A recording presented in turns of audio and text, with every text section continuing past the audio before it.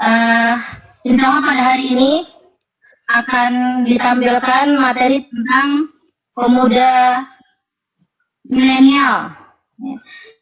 Ya, insya Allah pada kesempatan ini yang akan menjadi Pak Muhammad Latif, kemudian yang menjadi moderator Ibu Lindawati, dan hostnya saya sendiri Yuyun Mulyani.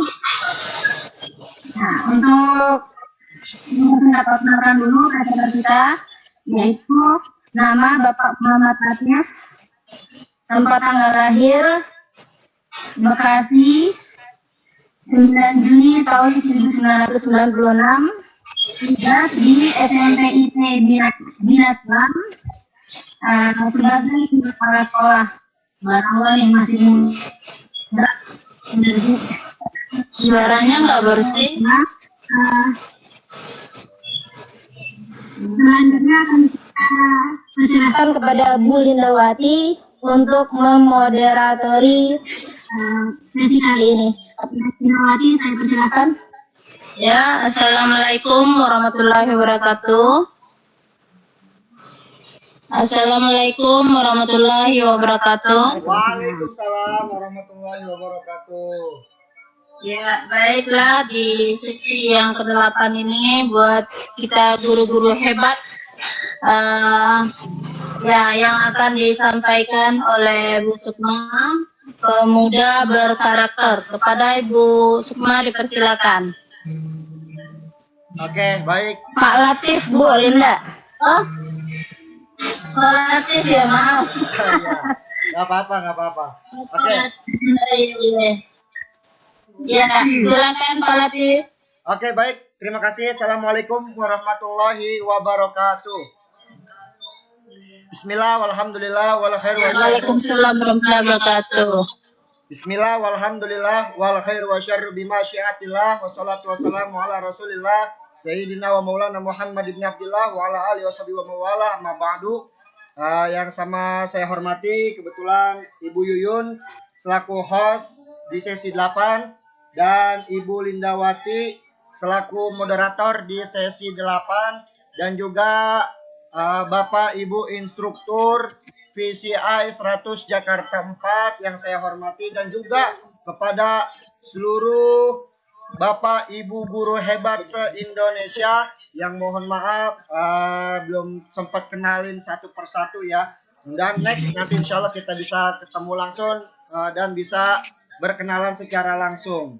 Baiklah Bapak Ibu semuanya, saya mohon izin untuk bisa sharing kepada Bapak Ibu guru hebat se-Indonesia semuanya mengenai tentang pemuda berkarakter ataupun pemuda milenial yang berkarakter. Sebelumnya mungkin saya ingin mohon maaf dan mohon koreksiannya apabila nanti pada saat penyampaian saya ada kata-kata yang kurang ataupun ada yang harus dikoreksi, saya mohon koreksiannya kepada Bapak Ibu semuanya. Baik, untuk pemuda berkarakter, siapa generasi milenial? Nah, dalam perspektif ini yang disebut dengan generasi milenial yang saya dapat datanya yaitu yang lahir pada tahun 1980 sampai dengan 2000. Itu salah satu ciri daripada generasi milenial. Yang pertama tahun lahir daripada 1980 sampai dengan tahun 2000. Dan yang kedua ciri daripada generasi milenial itu yaitu dekat dengan sosial media. Tuh, salah satu generasi milenial. Terus ciri yang ketiga, salah satu ciri generasi milenial yaitu kreatif, efisien, punya passion, dan produktif. Itu adalah salah satu contoh yang ketiga daripada generasi milenial. Dan yang keempat, contoh daripada ciri generasi milenial yaitu dinamis, ingin serba cepat, atau bahasanya itu pengennya serba instan. Terus ciri yang kelima ada di sini open mind, kritis, dan berani. Itu salah satu ciri daripada generasi milenial. Nah, dalam kesempatan kali ini, di sini ada beberapa generasi milenial. Yang pertama, minat membaca secara konvensional kini sudah menurun.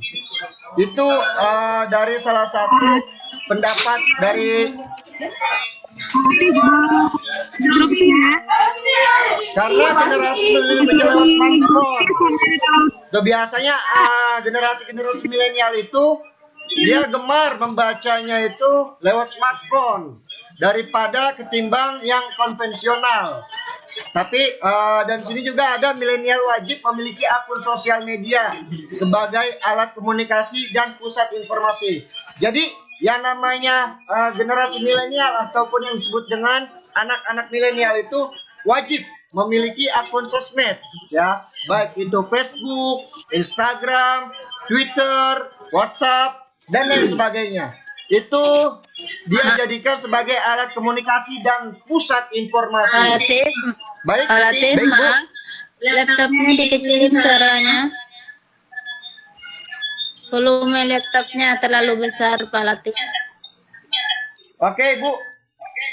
Ya, Sudah? oke. Ya, silakan. Pak Latif ada suara mantul nih Pak.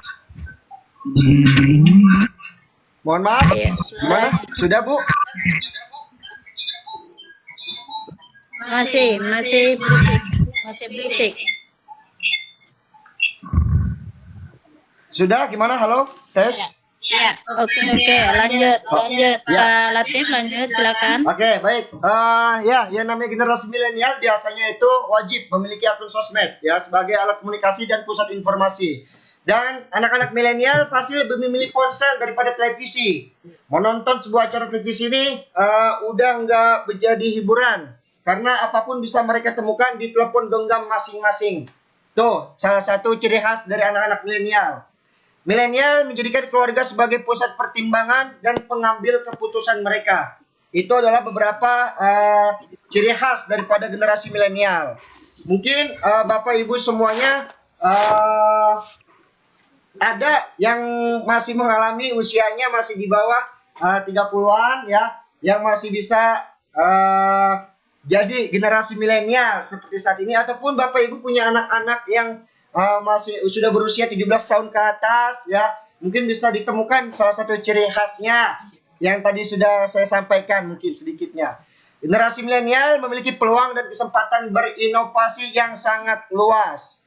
Terciptanya ekosistem digital berhasil menciptakan beraneka ragam bidang usaha. Jadi biasanya anak-anak milenial ini mempunyai peluang dan kesempatan untuk berinovasi, untuk berkreasi, biar bisa menghasilkan sebuah karya. Dan anak-anak milenial ini berhasil menggunakan, salah satunya bisa menggunakan ponselnya itu sebagai media usaha atau media dagang dalam telepon genggam mereka masing-masing. Nah, di sini dari sisi pendidikan, generasi milenial juga memiliki kualitas yang lebih unggul. Karena generasi ini juga mempunyai minat untuk melanjutkan pendidikan ke jenjang yang lebih tinggi.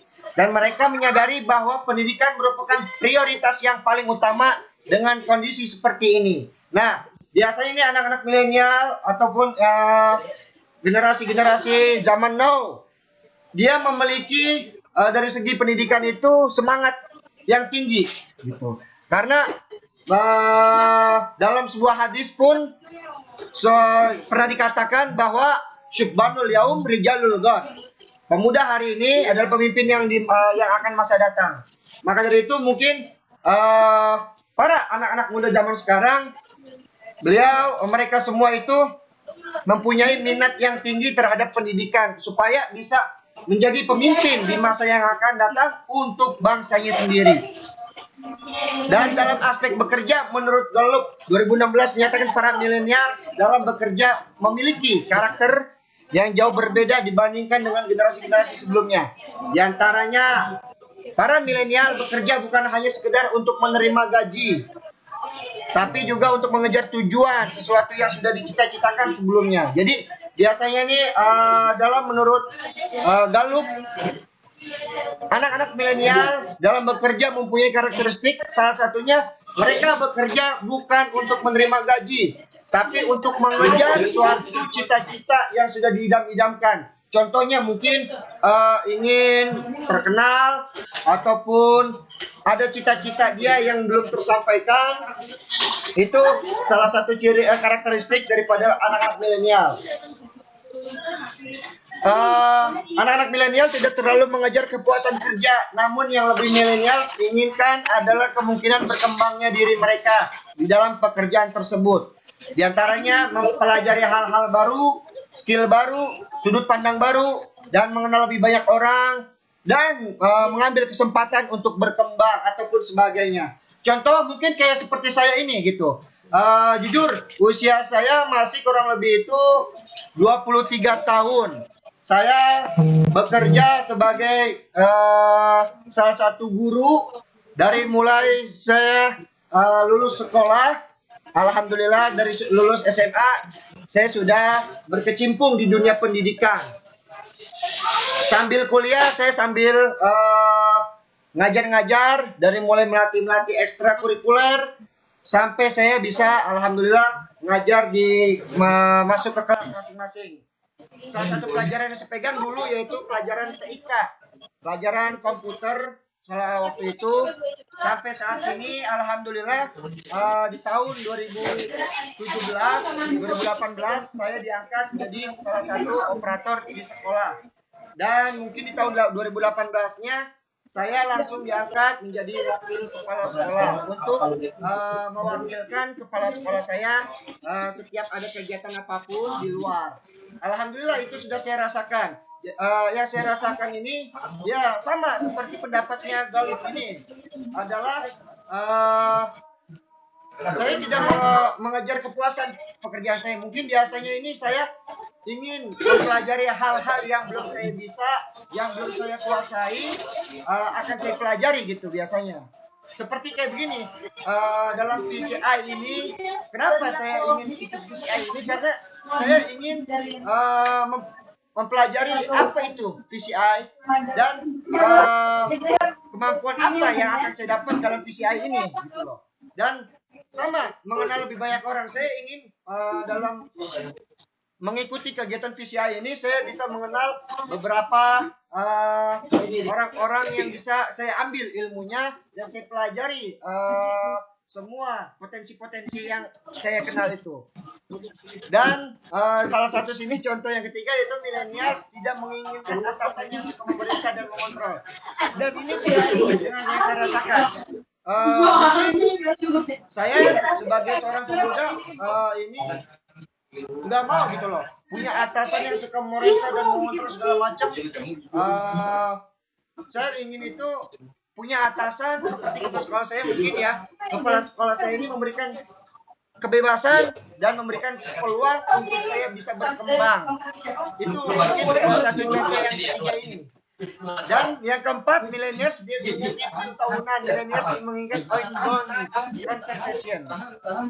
Dan millennials tidak berpikir untuk memperbaiki kekurangannya.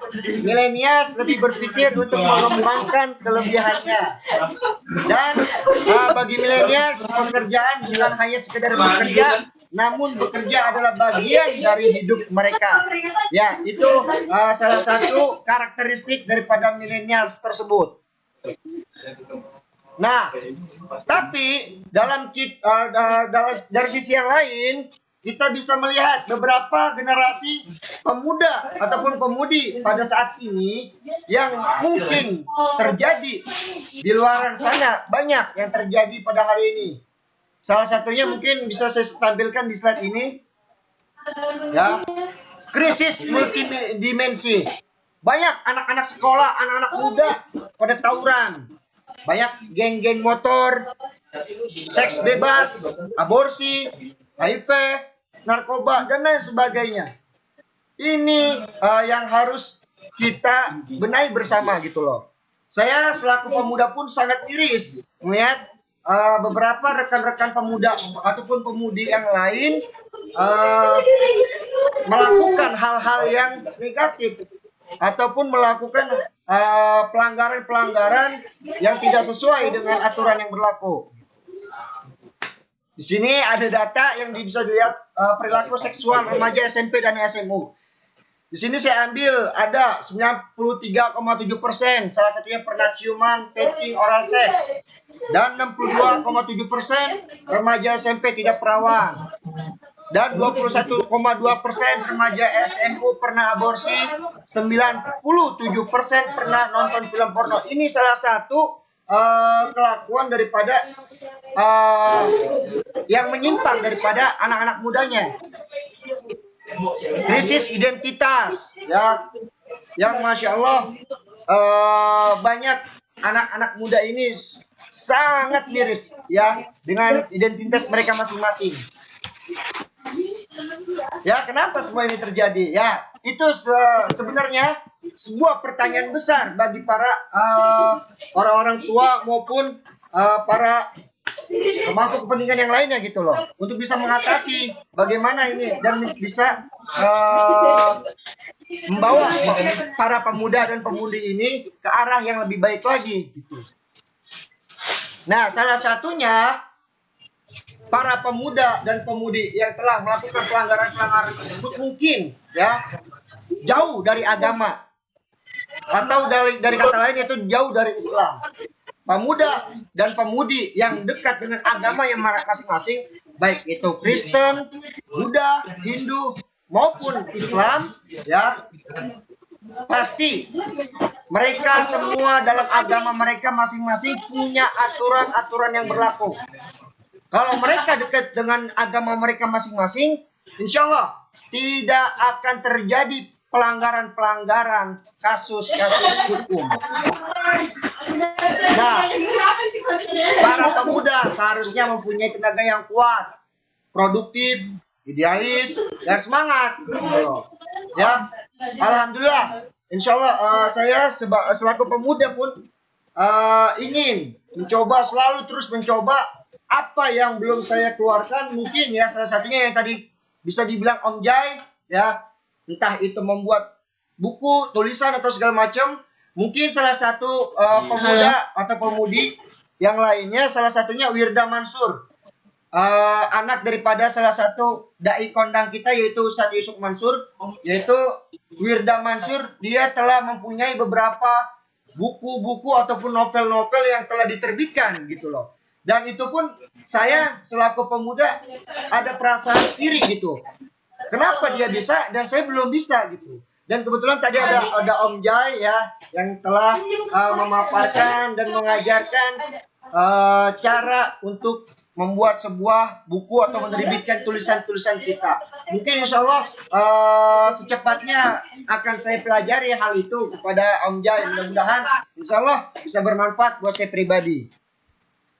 Dan juga pastinya masa-masa yang paling romantis itu masa-masa muda. Bapak Ibu saya yakin pernah mengalami masa-masa muda, ya.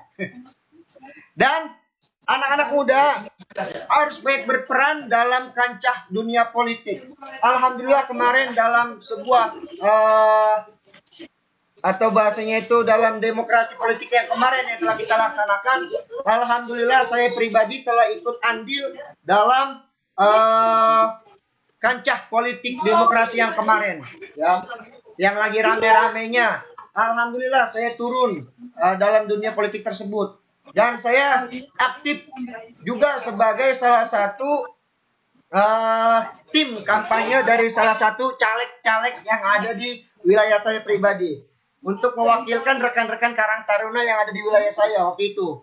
Dan juga saya merekrut teman-teman daripada anak-anak Karang Taruna yang ada di wilayah saya untuk bisa berperan aktif dalam dunia politik. Karena apa? Itu sebagai bekal mereka semua untuk bisa bersaing pada dunia politik yang selanjutnya dan mengambil peran penting dalam sejarah. Itu mungkin salah satunya keinginan para pemuda dan saya pribadi, harus bisa menjadi peran penting dalam sebuah sejarah, harus bisa menciptakan sebuah sejarah yang bisa tercatat untuk para generasi-generasi yang berikutnya.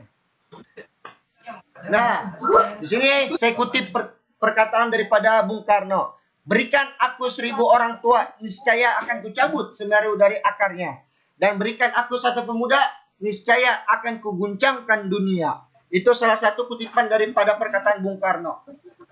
Kalau kita lihat kisah daripada kisah-kisah Islam, pemuda-pemuda tokoh Islam pada zaman dulu, di zaman Rasulullah mungkin, yang bagi beragama Islam, kita bisa melihat, kita bisa flashback dalam sejarah-sejarah. Banyak anak-anak muda potensial yang aktif di dalam berjuang bersama Rasul.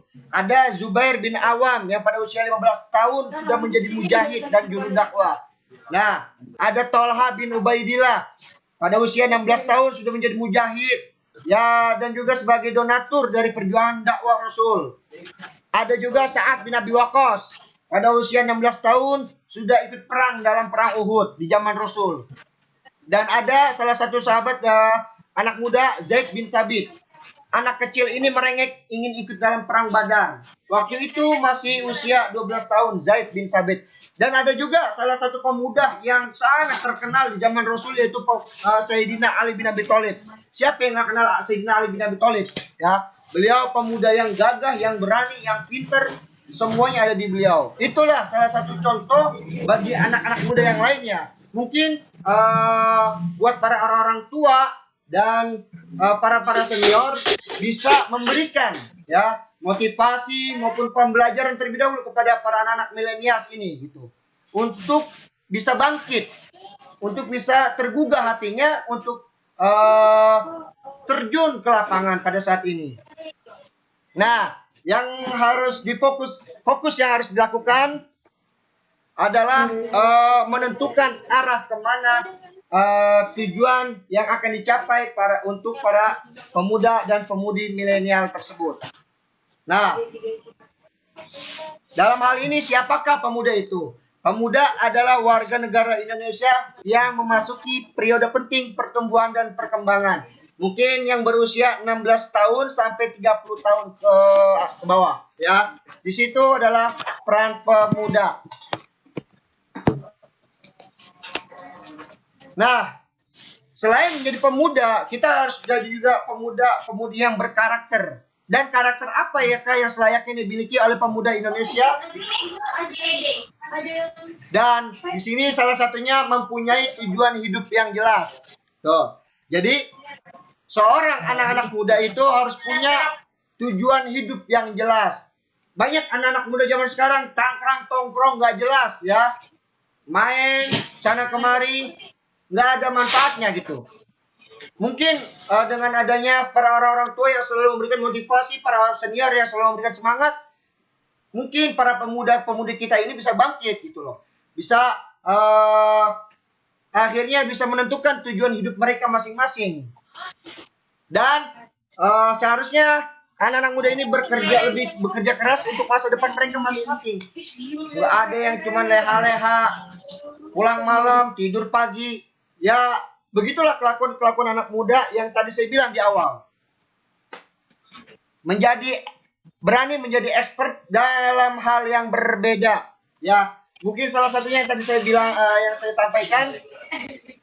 Jadi anak-anak muda ini harus lebih berani lagi dalam hal-hal yang berbeda, atau bisa berinovasi, lebih berkembang lagi untuk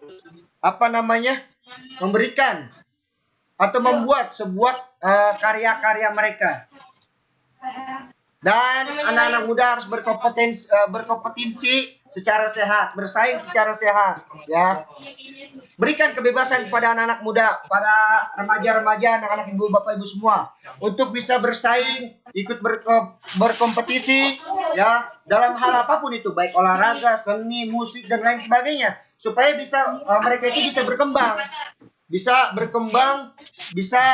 menyalurkan minat bakat mereka masing-masing. Dan seharusnya anak-anak muda ini sigap terhadap peraturan-peraturan yang ada. Itu yang tadi saya bilang, ya. Dan tidak lain, anak-anak muda harus cinta bangsa dan negaranya sendiri. Cinta bumi dan alam semesta. Ya, itu sudah menjadi kewajiban. seharusnya untuk para anak-anak muda zaman sekarang ya, cinta bangsa dan negara dalam hal apa? Bisa dalam menunjukkan sebuah karya mereka atau kebiasaan mereka dalam bersaing ke kancah nasional maupun internasional ya. Kayak kemarin sudah kita lihat Asian Games ya, banyak anak-anak muda kita yang berprestasi yang telah membanggakan bangsa dan negaranya sendiri. Memandang secara global, beraksi secara lokal, berdampak internasional. Ya, ini seharusnya perlu nih ditanamkan pada anak-anak muda. Mungkin para senior-senior semuanya, para bapak ibu semuanya telah mengalami masa-masa muda dan pastinya banyak pengalaman-pengalaman yang didapat. Mungkin bisa di-sharing dan bisa diberikan motivasi kepada para anak-anak muda yang lainnya. Mampu dan mau bekerja dalam tim. Ya, ini salah satu contoh yang harus diterapkan oleh anak-anak muda. Menghargai perbedaan, ya. Jadi kita sebagai pemuda ini tidak mengenal, tidak membedakan suku, ras, agama dan lain sebagainya. Kita ini merangkul semua jadi satu. Dan anak-anak muda seharusnya tenang di segala situasi dan kondisi. Tetapi dalam hal kenyataannya biasanya nih anak-anak muda ya, mereka ini arogan, egois biasanya mereka. Tapi mungkin dengan pembelajaran dan pengalaman yang mereka dapat, mereka bisa lebih mengendalikan situasi kondisinya dan mampu melihat dari perspektif orang lain. Yang tadi saya bilang ya, dengan pengalaman yang dia dapat mungkin ya anak-anak muda itu bisa mampu melihat perspektif orang lain dan mampu menghargai orang lain dan empati terhadap kondisi di sekitar. Nah, kebetulan mungkin salah satunya saya juga aktif di Karang Taruna di wilayah saya. Mungkin salah satunya ini saya merekrut mereka semua anak-anak muda dan pemudi untuk bisa berempati terhadap kondisi lingkungan di sekitarnya gitu loh. Jadi saya mengajak mereka semuanya ini bergotong royong untuk sama-sama membangun lingkungan dan wilayahnya masing-masing. Dan tidak lupa yang namanya anak muda ini selalu up to date supaya nggak ketinggalan zaman atau nggak jadul ya. Dan punya identitas. Jadi seorang anak muda ini harus punya identitas dan jati dirinya masing-masing. Nggak kayak tadi ya. Dan karakter pemuda menentukan masa depan suatu bangsa dan negara. Itu salah satu karakter pemuda yang harus ditanamkan kepada para anak-anak pemuda milenial zaman sekarang. Ya mungkin saya nggak berpanjang kalam lagi karena mungkin saya juga masih tahap belajar ya. Dan ini saya mohon maaf apabila ada penyampaian saya yang kurang berkenan dan juga agak-agak sedikit ngawur ya, mungkin bisa dikoreksi dan juga bisa sharing tambahan ilmu buat saya pribadinya. Mungkin itu aja yang dapat saya sampaikan. Kurang lebihnya saya mohon maaf. Assalamualaikum warahmatullahi wabarakatuh. Dan saya kembalikan kepada Ibu moderator, yaitu Ibu Lindawati. Silakan Bu. Ya, terima kasih Pak Latif. Ya, ini baik Pak Latif.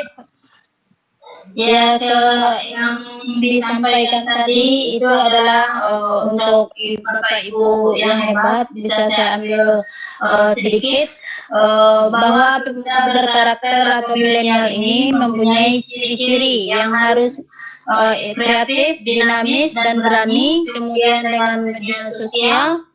Kemudian untuk anak milenial ini berkembangnya. Dia bisa berinovatif dan berkreatif. Kemudian semangat yang tinggi, berminat yang tinggi untuk memimpin, bekerja, bukan menerima gaji, tapi untuk cita-cita yang akan diinginkan. Ya, untuk penjelasan dari Pak Latif sudah cukup jelas ya Bapak Ibu hebat. Ya, ini ada beberapa pertanyaan Pak Latif. Iya Bu, silakan Bu. Ya, dari Bu Oki, bagaimana menolong anak yang terpengaruh teman menjadi nakal? Oke, saya jawab ya Bu ya, sedikit ya. Ya, silakan Pak Latif. Bu Oki, bagaimana menolong anak yang terpengaruh teman menjadi nakal? Mungkin salah satunya adalah bisa melalui pendekatan, melalui orang tuanya masing-masing gitu. Sama, mungkin ya kita sambungkan ya pertanyaan daripada Bu Yuyun ini. Bagaimana mensikapi anak-anak yang lebih suka mendengar apa kata temannya ketimbang kata orang tua atau mungkin gurunya.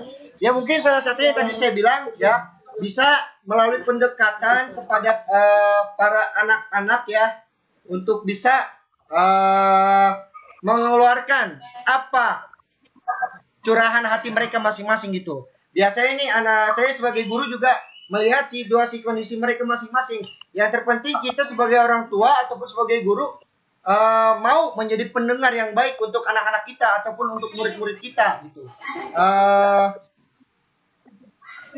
Mungkin menolong anak yang yang sudah terpengaruh temannya yang jadi nakal itu, salah satunya ya mungkin kita berikan ada beberapa tahapannya ya mungkin ya yang saya ini mungkin bisa kita adakan diskusi atau dialog omongan kepada anak-anak kita ya, berikan nasihat, berikan sebuah teguran kepada anak-anak kita gitu. Dan setelah itu, setelah kita memberikan teguran kepada anak-anak kita, mungkin kita bisa ajak apa kemauan mereka gitu. Tanya. Biasanya kan anak-anak yang menjadi nakal itu ya mungkin dia kurang perhatian daripada orang tuanya ataupun kurang perhatian daripada guru-gurunya. Biasanya Bu, anak-anak ya yang pernah saya alami, dia ingin mencari sebuah perhatian yang lebih daripada orang tuanya maupun guru-gurunya. Karena dia kurang diperhatikan di rumah, jadi dia lebih mengikuti kata temannya daripada kata orang tuanya maupun kata guru-gurunya. Kenapa? Biasanya teman-temannya itu dia bisa mengikuti atau bisa lebih mengerti kemauan daripada anak itu. Begitu Bu, biasanya Bu. Ya. Kurang lebihnya mohon maaf Bu ya kalau ada yang salah. Mungkin bisa ditambahkan. Silakan Bu. Ya, ada yang bisa menambahkan silakan.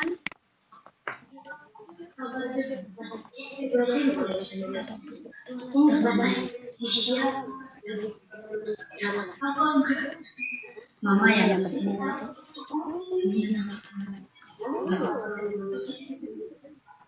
Halo? Ya, Ada yang mau menambahkan atau ada yang ingin bertanya lagi Bapak Ibu hebat yang hadir di sini? Ya, kayaknya sudah cukup kali ya Pak ya? Ya, oke, nggak apa-apa, silakan. Ya. Terima kasih Pak Latif, penyampaiannya cukup jelas. Mungkin untuk materi tersebut sangat bermanfaat Pak bagi kita, ya terutama saya sendiri.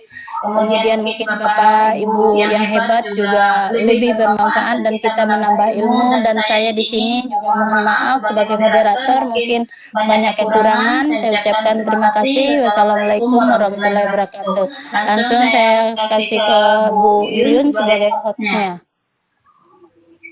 Ini ada pertanyaan. Ada pertanyaan dari Pak Maman. Untuk Pak Maman, mohon ini Pak Maman sudah 35 menit rekamannya. Bagaimana Pak Maman?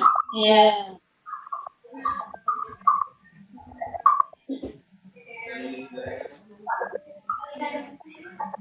Oh, minimal rekaman 40 menit. Oke ya, baik. Bu Linda atau Bu Yuyun bagaimana? Ya, kita Iya. Ya, silakan lanjut Pak. Oh iya. Ditutup mungkin Pak.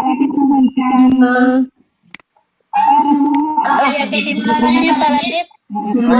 Kesimpulannya mungkin yang saya menjawab daripada pertanyaan Pak Maman selain Ya, Pak Latif. sekaligus menyimpulkan karakter anak milenial yang tadi saya jelaskan sini. Untuk Pak Maman, saya menjawab pertanyaan dari Pak Maman dulu. Di sini ada beberapa karakteristik daripada anak-anak milenial, ya, beberapa slide yang Ya, saya silakan. sampaikan. Ini dalam hal-hal yang tadi saya sampaikan dalam slide-nya. Dan juga mungkin karakteristik anak-anak milenial, ya salah satunya yang tadi saya sampaikan seperti ini Pak, mungkin ya.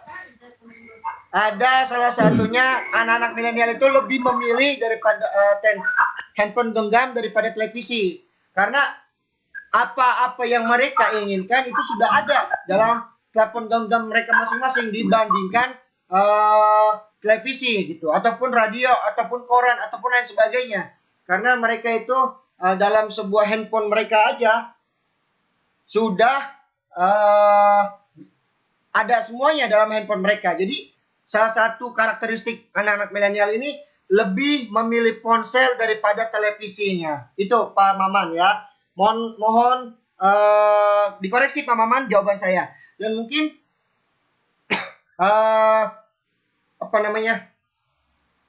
kesimpulan daripada pemaparan saya yaitu mungkin jadilah generasi-generasi pemuda milenial yang mungkin bisa bermanfaat, yang seperti hadis Nabi yang telah disampaikan tadi oleh Om Jai pada sesi sebelumnya, yaitu khairun nas anfa'uhum linnas. Sebaik-baiknya manusia adalah manusia yang bermanfaat bagi manusia yang lain. Dan juga salah satu hadis yang telah menjelaskan syubbanul yaum rijalul ghad, ya. Pemuda hari ini pemimpin di masa yang akan datang. Ya mungkin salah satunya ya, ayo mari sama-sama kita didik, kita jaga anak-anak muda kita, para anak-anak kita, yaitu para murid-murid kita. Jangan sampai terjadi sebuah pelanggaran-pelanggaran ataupun yang telah kita saksikan tadi di slide ini yang telah sampaikan. Salah satunya krisis multidimensi ya.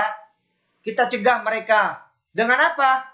Berikan mereka kebebasan untuk bisa berkembang melalui bakat dan minat mereka masing-masing. Contohnya mungkin Bapak Ibu punya anak yang suka nyanyi, berikan mereka kegiatan atau berikan mereka les ya, ataupun kegiatan-kegiatan yang bisa mengembangkan bakat mereka masing-masing ya. Yang terpenting ya jangan sampai mereka itu terjerumus ya dalam hal-hal negatif. Contohnya seperti saya pribadi mungkin, saya lebih mengalihkan kegiatan-kegiatan negatif saya kepada hal-hal yang positif gitu. Mungkin salah satunya kayak minum minuman keras, mabok dan lain sebagainya. Masih banyak anak-anak muda atau teman-teman saya yang masih pada suka nongkrong di pinggir jalan, minum minuman keras dan sebagainya. Dan cara yang saya lakukan adalah saya lebih menyibukkan diri saya gitu, mengisi kegiatan-kegiatan yang lebih bermanfaat dan yang lebih positif. Itu yang saya lakukan untuk bisa mencegah hal-hal negatif yang akan saya lakukan. Salah satunya itu ya. Dan juga mungkin Bapak Ibu bisa memberikan yang tadi saya bilang ya, yang tadi saya jawab dari pertanyaan Ibu Oki dan Ibu Yuyun ya. Berikan berikan mereka itu, anak-anak kita atau murid-murid kita itu, sering kita komunikasi kepada mereka. Berikan tempat curahan hati untuk mereka gitu. Jadi mereka ini yang tadi dibilang, kenapa mereka sering mengikuti kata temannya daripada kata orang tua maupun kata gurunya? Karena biasanya anak-anak muda itu cenderung lebih mengikuti, dia lebih asyik kepada temannya yang suka mendengarkan curhatan di anak-anak kita ataupun murid-murid kita. Temannya itu bisa mengerti kondisi anak-anak kita yang sedang misalkan galau, yang sedang ada masalah, ataupun yang lagi bad mood, ataupun apalah segala macamnya. Ya itulah mungkin peran orang tua dan peran guru untuk bisa membackup gitu. Supaya apa? Supaya anak kita ini tidak terjerumus. Mungkin ya, kalau temannya itu teman yang baik, nggak apa-apa. Tapi kalau misalkan tadi dibilang temennya nakal, suka tawuran, suka mabok, suka narkoba, ikut geng motor dan lain sebagainya, itu ya Allah naudzubillah min zalik ya. Jangan sampai anak-anak kita itu terjerumus hal-hal negatif yang seperti itu ya. Mudah-mudahan apa yang saya sampaikan pada malam hari ini bisa memberikan sharing ataupun apa namanya tambahan ya. Mungkin saya sangat mohon koreksiannya daripada Bapak Ibu hebat semuanya ya. Apabila banyak kekurangan dari saya mohon maaf dan saya tunggu koreksinya ataupun sanggahannya, komentarnya kepada materi yang telah saya sampaikan. Terima kasih. Wallahul muwaffiq. Assalamualaikum warahmatullahi wabarakatuh. Kepada Ibu moderator, saya serahkan. Ibu Lindawati.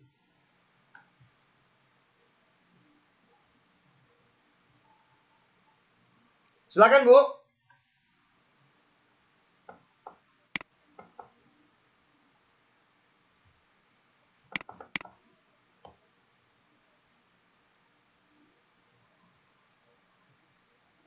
Halo, Bu.